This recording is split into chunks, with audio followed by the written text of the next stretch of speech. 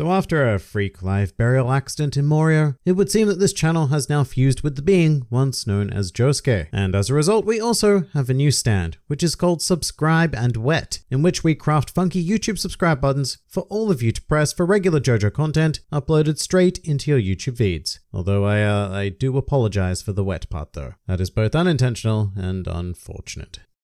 Hello and welcome to the New World Review, your source for everything anime and manga, and let's be real, this is a very bittersweet video because my 3-month-long journey with the madness that is JoJo's Bizarre Adventure has come to an end. And I am now 94 chapters deep into Jojolion, which means I can probably start making more JoJo content knowing that nobody can possibly spoil me now. Haha, that's a silver lining. But in any case, we are here to discuss my thoughts on part 8, which thus far I think can be summed up with a big old what? And I should say that this discussion is probably going to be different to all of the others because obviously we do not have the full scope of Jojolion to assess. And even though it really feels like we are gunning towards a conclusion now, there are still a ton of loose ends and so much shrouded in mystery that, you know what, that's probably a very good place to start actually. Mystery. So if for whatever reason you're watching this and you do not want Jojolion spoilers, this is your big warning, because there really is not a lot you can say about it without ruining something. But to begin, Jojolion very much buries itself, for better or worse, in a string of ever-elongating mysteries that kick off right from chapter 1 with the most unique JoJo introduction thus far in regards to Josuke Higashikata. I mean Josuke Higashikata. I mean Joseph Mikujo. I mean Yoshikage Kira. I mean Yoshikage Kira. I mean, look, Josuke is one glorious mess for being, and I do very much like just how alien he is to this world, which gives his character some nice all-rounder potential, being able to handle a spectrum of serious traumatic moments as well as great pieces of comedy. He's certainly not as flat as some previous protagonists have been, and to his current credit, he also doesn't really get pushed out of the spotlight by the Jo Bros and or Jo Foes of the series, and I never really find myself wanting more of him either, as I have with past JoJos, and I credit a lot of that feeling to his existence as a fused being with no memories of this world. It's like I have no expectations attached to him as a result, and I'm free to just enjoy whatever he ends up being. And just on that, he's also a great vehicle to get on board with in a mystery genre, because we see the series primarily through his perspective and discover things generally at the same time that he does, which is also a nice and easy way to empathize with and put ourselves in Josuke's shoes. And as for the overall genre of mystery, I think that Jojolion is quite successful, because I'm assuming that we're through the bulk of it at this point, and it is continuing to unravel into new question marks quite consistently, giving us the answer to one mystery, only to introduce another immediately after and or during. And Araki should receive a lot of credit for being able to pull something like that off, because it is not easy to keep an audience invested in mystery. It is a true art form. That's because in a lot of cases it can lead to mystery fatigue, where you get sick of always receiving a question as an answer, but I'd say that Jojolion keeps me simultaneously satisfied with what we're given, as well as starving for more. I guess if I had one criticism in regards to this though, it would be that the antagonists are drip-fed into the story with no clear goal in sight from a narrative perspective. And what I mean by that is that the large majority of the series we seem to move from group to group to group, and none of them really provide a resolution worthy of spending a huge chunk of the series dealing with them. So the first group would be the Higashikata family, and we spend a lot of time exploring them as antagonists, but then things settle down and we find ourselves having made next to no progress. Okay. And then after that we get invested in the Tamaki-dama stuff, only to see all of them defeated with once again very minimal progress, and then a new cohort springs up out of nowhere, most of whom are dead by now, and it still kind of feels like we haven't really gotten too far into things. And it also leaves a lingering, like when we get to these guys, is yet another group just going to spring up until we do eventually finally hit a final boss? I mean, probably not, because we do have some pretty well-defined candidates for that role now, but for a lot of Jojolion, it is tempting to question the entire purpose of the series, and the absence of an overly present bad guy is both a detractor in this, making the series feel like it might lack a direction. However, it's also a great benefit because not thinking about an ultimate goal does allow us to enjoy the series for what it is in every chapter, rather than always thinking about moving forward. And that was a very big problem I had personally with Stardust Crusaders, because I knew the goal from the beginning. Egypt, Dio, done. That was it, and as fun as that series was, most of the stand users just felt like annoying roadblocks in the way of the actual substance of the series. So I am kind of enjoying not knowing the destination of Jojolion. And this same sort of questioning plays not just into the overall story, but the characters as well, because thinking about it, Part 8 contains very few characters who I am absolutely certain that I like. For the most part, these guys are all quite morally grey and have aspects of great good coupled with great selfishness, something that was also very apparent in Steel Ball Run. And I spouted great praise for the idea that I was never quite sure just how on board I should have been with Johnny Joestar, and that feeling can be applied to pretty much the entire cast of Part 8. There are exceptions of course, like Yasuho, who seems to fall quite firmly into an accepted social standard of morals, but then there are also more polarizing characters like Rai, who I do like, I think,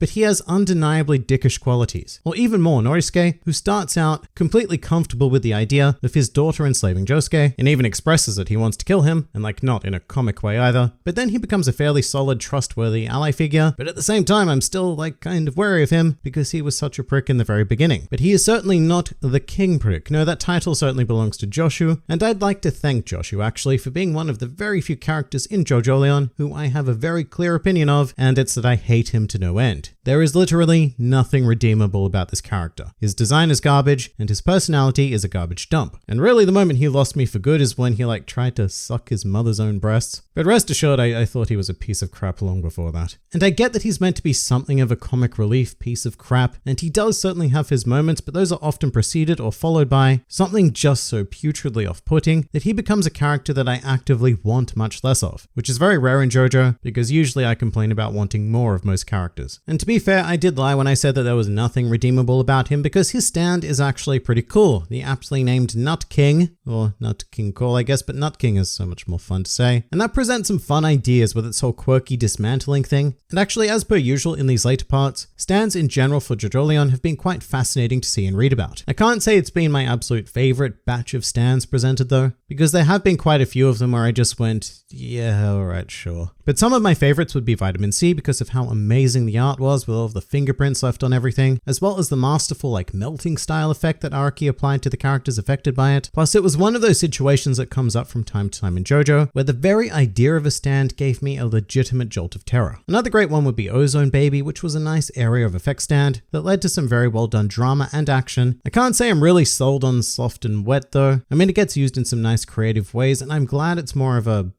bizarre power than something completely OP or geared towards attacking, but it's definitely not up there with my favorites. Although I will say the art of the bubbles is always quite well done, and I do like the star that adorns all of them. One of the coolest things about Jojolion though is that like Steel Ball Run, it does not rely solely on stand powers, and there is an entire faction of rock humans and in fact rock animals that we get to explore as well, although not in as much depth as I'd like, but there is still time for that because part 8 is ongoing. For now, I'm just glad that stands aren't everything, and we do have a more dynamic system of power to play with. And I've brought it up enough times now, but one of the things I do appreciate most about Jojolion is its direct connection with Steel Ball Run, and when we got to hear the tale of the tragedy of Johnny Joestar, it was pretty gut-wrenching. But also simultaneously kind of awesome, because it was just nice to see that character again, which I wasn't expecting because Jojolion makes a massive leap through time, all the way to the year 2011. And I'll be honest, when I saw Josuke's design not knowing anything about the series, I thought that we might be taking things slow again and this part might take place in World War I, with Josuke in the Navy, but no, fairly modern day, or I guess it probably would have been 100% modern day when it began publication. In any case, what this does is more or less give us a fairly complete alternate universe Joestar family tree, which is very fun to find the alternate of characters we know and love, although I can't help but wonder where things go from here. Araki has kind of recreated the majority of his history, and there aren't a lot of open slots for alternate characters at the moment. I mean, actually there's no alternate Giorno or Jolene yet, so I guess either one of them could helm a hopeful part 9, or I guess it doesn't even have to stick to the alternate universe at all, because if I've learnt nothing else during this journey, it's that you really should not try to predict what sort of madness Araki is going to come up with. Back to part 8 though, I do like one of the overarching themes, which has to do with parenthood and the parent-child relationship. There's a strong through line in Jojolion exploring what makes a good or a bad parent, and even if such a concept is that simple. Like there's a lot of examples of good parents who do bad things and commit sacrifices they deem necessary to secure the future of their children. But Araki also plays with parental neglect and regret a lot as well. Like the one chapter that is burned into my mind is where young Josefumi was drowning at the beach and his mother was just legitimately struggling with the idea of should I save him or is this my ticket out of this situation? A tragic accident on the beach. Oh no. And it's sickening, but mostly because it comes equipped with a tragic degree of truth in that these are real feelings that I'm sure many parents have had, even if it was the most fleeting of thoughts and would never eventuate. Because raising kids is not easy, or at least I'm assuming it's not easy. I am only the parent of a dog. He's not easy though, he sheds a lot. But this exploration also goes the other way, with a lot of focus on what children are willing to do to help their parents, which is Josuke's entire mission actually, to help the woman that he now recognizes as a mother. But this feeling gets twisted as well in the form of Tsurugi, who is constantly struggling with what is right and wrong. And don't think I've forgotten about that chapter which started literally minutes before the harvest, where he was dragging Norisuke seemingly seemingly dead body. And obviously that could just be a nice out of context tease from Araki, and this could be some grand plan for our protagonist, but at the same time there is undeniable potential for Jojolion to go super dark. And I'd actually like to see that, because it's done such a great job of handling the genuine struggles of humanity so far, that why not go all the way and plunge our characters into a truly sickeningly human situation. But the sad thing is that, well, we're not gonna find out for a while. Sad for me, that is, because most of you have probably already come to terms with monthly manga by this point, but I am now one of you. I have no idea when the next chapter comes out, but I will be straight on top of that as soon as I discover it, and if anyone's actually interested, then I can probably review it here in the same manner that I review One Piece chapters on the Grand Line Review. But to finish this, as an overall impression, Jojolion has me very interested, if not just flat out hooked. I'm not going to make statements about where I'd rank it with the other parts because I do have another video planned to do exactly that, but I really enjoyed it and I don't think that there are a lot of criticisms necessary. In this alternate universe, Araki really seems to have his stuff together in terms of characters, ability, and story. It's kind of incredible actually, and very much why I would like a part 9.